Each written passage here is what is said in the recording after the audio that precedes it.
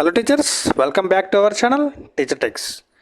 ఇంతకుముందు వీడియోలో 2024-25 విద్యా సంవత్సరానికి సంబంధించి SC2 మార్క్స్ ఏ విధంగా ఎంట్రీ చేయాలి, వీటికి సంబంధించి వర్కింగ్ డేస్ ఏ విధంగా ఎక్కడి నుండి కౌంట్ చేయాలనేది చూసాం.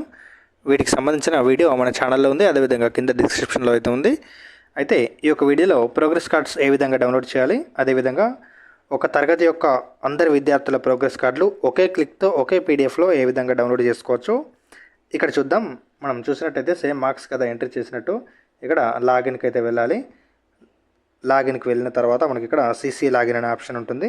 ఈ CC లాగిన్ పైన ప్రెస్ చేసుకోవాలి. ప్రెస్ చేసుకున్న తర్వాత మనకి యూజర్ నేమ్ పాస్వర్డ్ ఇచ్చి మనకి లాగిన్ అయితే చేసుకోవాలి.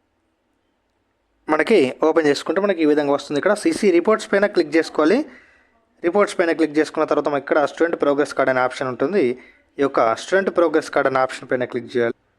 చేయగానే మనకి ఈ విధంగా వస్తుంది. మీకు ఇక్కడ అకాడమిక్ ఇయర్ దగ్గర మనకు 2024-25 ప్రెస్ చేసుకోవాలి. క్లాస్ అన్న దగ్గర క్లాసు, సెక్షన్ అన్న దగ్గర సెక్షన్ సెలెక్ట్ చేసుకొని గో పైన క్లిక్ చేస్తే ఇక్కడ మీరు ప్రెస్ చేసిన సెలెక్ట్ చేసిన క్లాస్ యొక్క అందరు స్టూడెంట్స్ అయితే ఓపెన్ అవ్వడం జరుగుతుంది.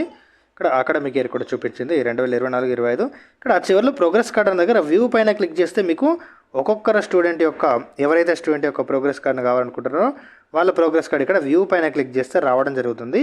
అదేవిధంగా ఇక్కడ మీరు పైకి స్క్రోల్ చేస్తే ఇక్కడ మీకు ఒక ఆప్షన్ అయితే కనిపిస్తుంది. మనకి ఏంటి click here to view print all students progress card అనేది ఉంది.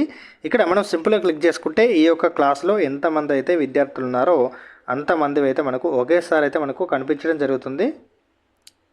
ఈ విధంగా ఓపెన్ అవ్వడం జరుగుతుంది. మనకు ఈ యొక్క పేజీలో అన్ని ప్రోగ్రెస్ కార్డులు అయితే మనకు కనిపిస్తాయి. అదే విధంగా ఇక్కడ ఫైనల్ చూసుకుంటే ప్రింట్ అనే బటన్ పైన క్లిక్ చేస్తే మనకి ఇక్కడ మనకి 10 పేజీలు కూడా ఒకేసారి చూపించడం జరుగుతుంది. మీరు చూసుకోవచ్చు. ఇక్కడ సేవ్ PDF పైన క్లిక్ చేసి మీరు PDF సేవ్ చేసుకొని వేరే వాళ్ళకి షేర్ చేసుకోవచ్చు.